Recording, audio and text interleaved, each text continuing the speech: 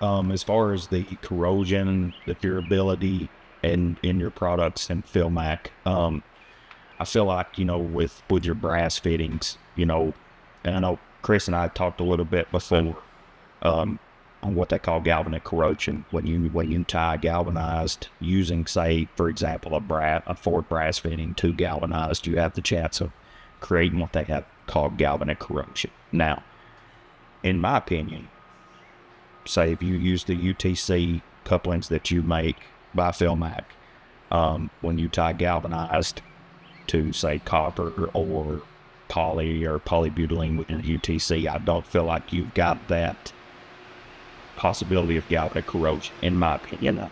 That's kind of where I'm at with it. That's what I see in my years of experience. Absolutely.